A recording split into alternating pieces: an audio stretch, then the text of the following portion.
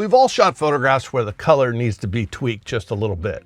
Today, I'll run through a workflow inside of Lightroom Classic that uses masks to do some color shifts in your image.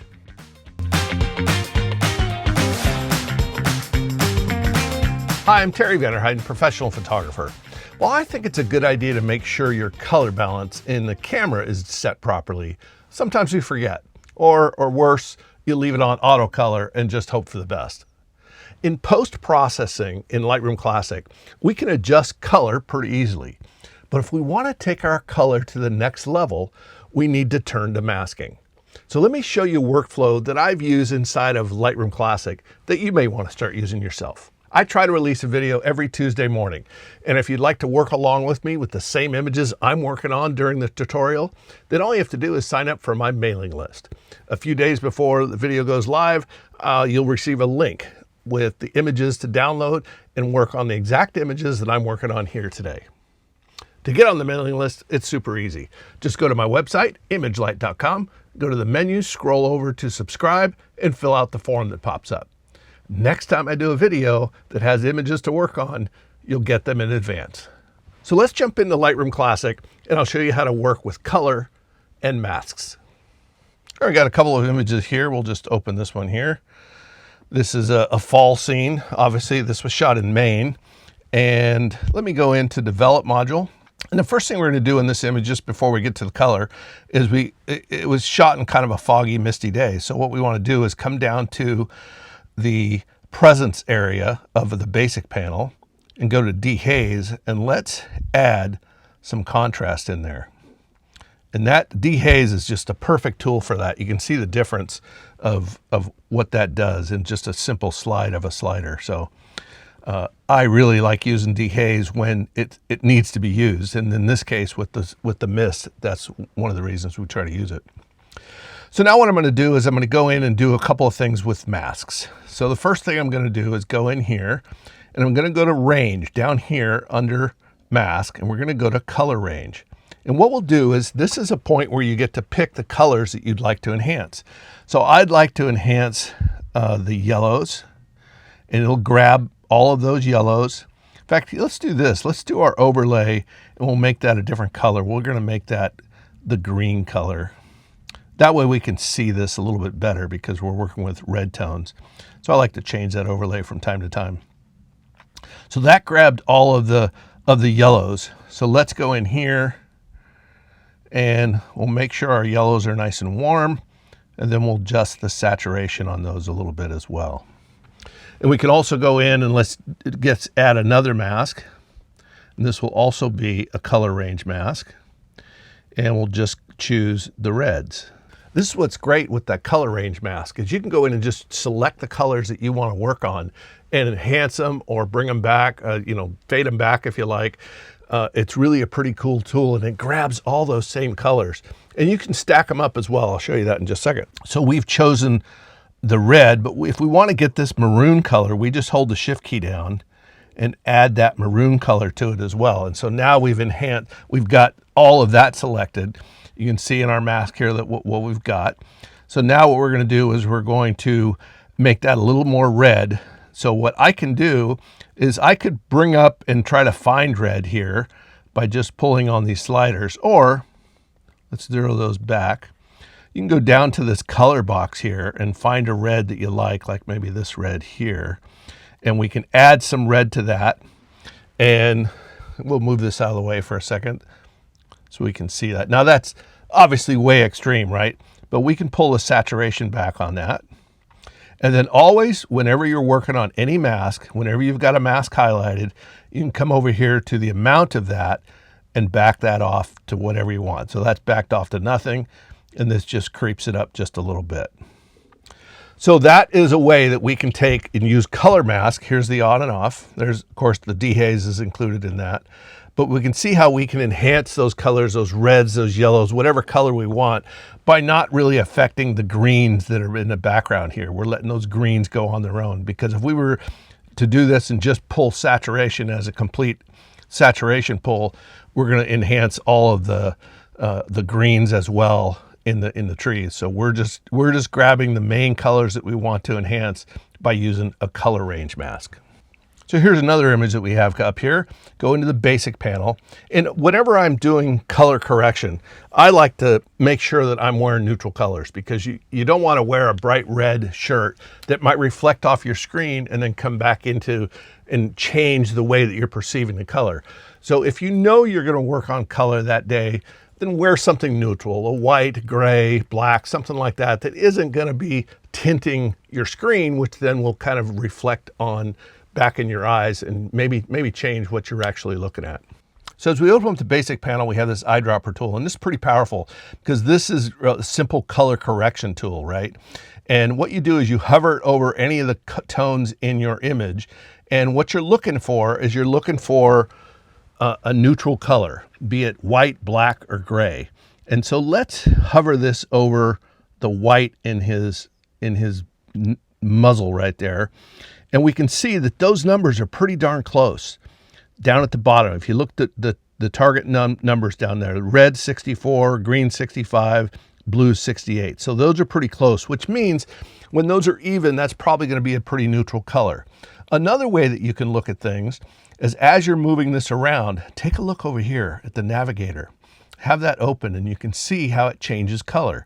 See how that going to tint it really blue.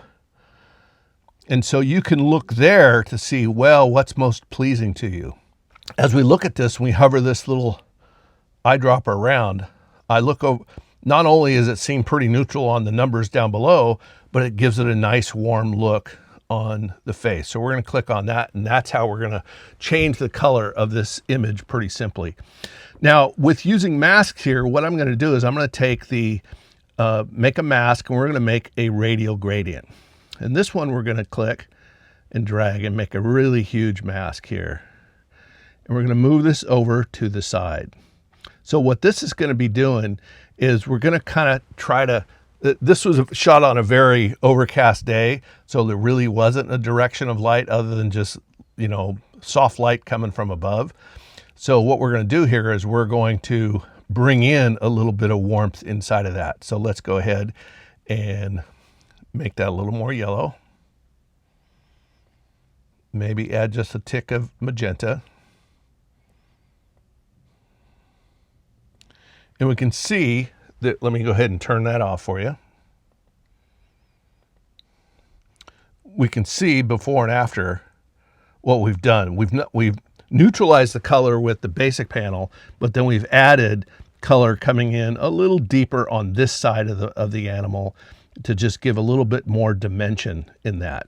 And we can probably take this a step further. Let's see if this works.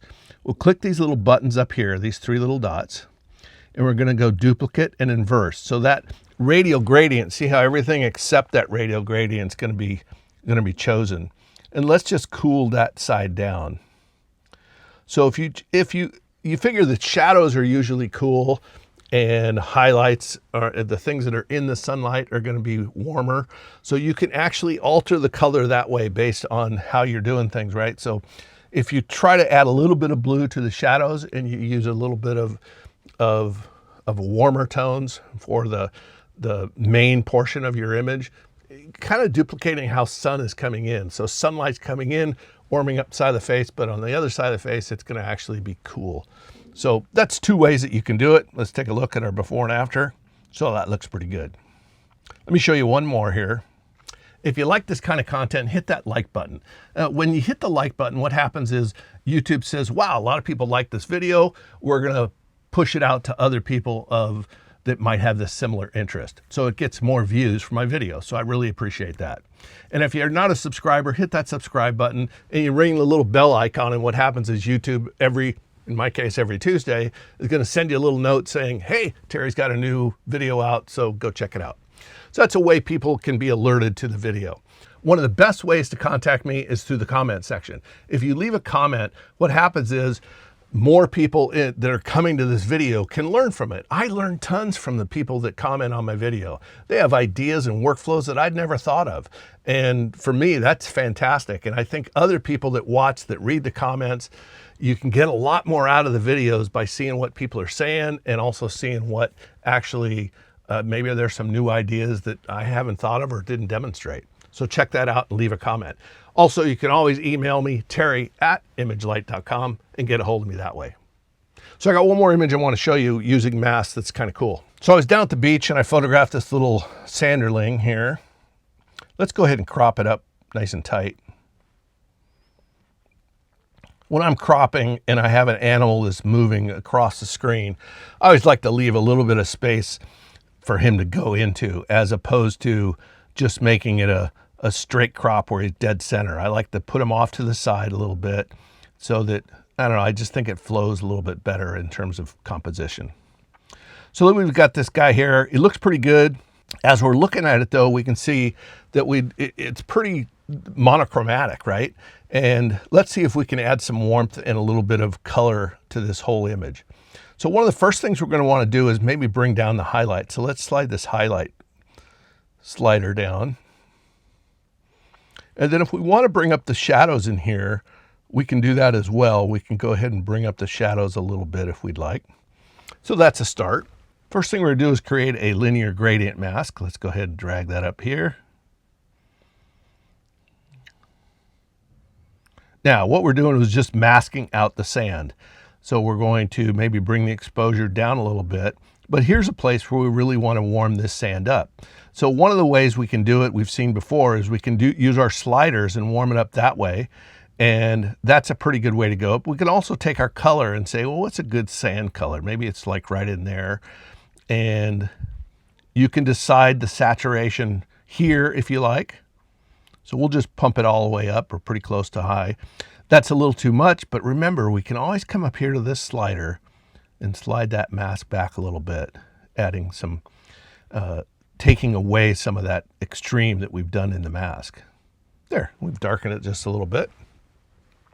So the next one we're going to do is we're going to come up here and make a new mask, and we're going to make it a select object.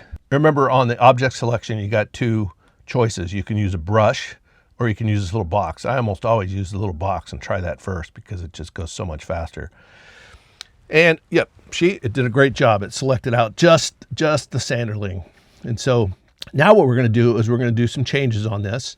Let's go into our color and we're going to add a little bit of warmth to it.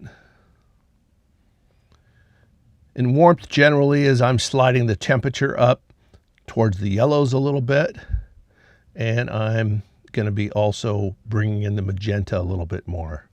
So that's adding some warmth in there, which actually looks pretty good. So we've got the mask here. And a lot of times what it's a good idea is to mask this so we can just know that that is the actual bird itself. And then what we're going to do is we've got that, we've done our foreground, we've done our actual subject. And now what we're going to do is create another mask. So we'll click on this and we're going to say, well, let's try this first. Let's create a new mask and we'll say we want to select the background. So when we select the background, it doesn't do a great job. One, it didn't get down in through here and it selected everything. So let's just get rid of that, and you can right click and just delete that mask. We're going to click on these three little dots, come down to duplicate and inverse, and then we've got all of this mask here. But again, we've probably masked a little too much here with this bottom. So what we want to do is we want to make some changes to that.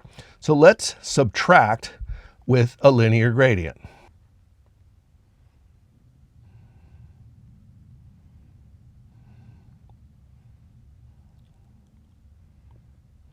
So now we've got a fairly good graded background. So this background is the ocean. So what do we want to do? We want to make that a little more blue. So let's slide this slider back over here. Now you can see what we've done here. Let's go ahead and squish this down a little bit. That's how we started, a monochromatic shot. But when we ended, we've added color to the bird itself. We've opened up the shadows, and then we've also tinted the front as well. So you could probably take this another step further, and this is probably what I would do, is add a new mask that's going to be a radial gradient.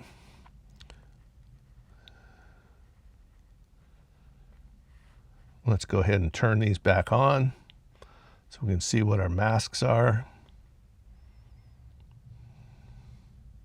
And then I'll actually take this radial gradient and invert it. And this will be our vignette. So we'll darken this just a little bit. I think you've seen me do this before. We darken this a little bit on the edges, and then I bring the saturation down as well on the edges so that the focus comes right to the image itself.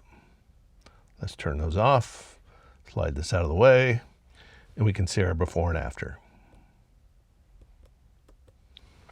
So that's how I use mask. It's a fairly quick process. If you're used to using masks are something that is just really refined inside of Lightroom Classic. And if you use them, the more you use them, the faster you're going to get at them. So I really encourage you to try using some of this. And of course, if you're on my mailing list, you'll have these images that you can work on, and you can see exactly, do the exact same steps I did, and then take it over to your own images and just simply use mask to change the color a little bit in the areas that you want to change. All right, we'll see you next time.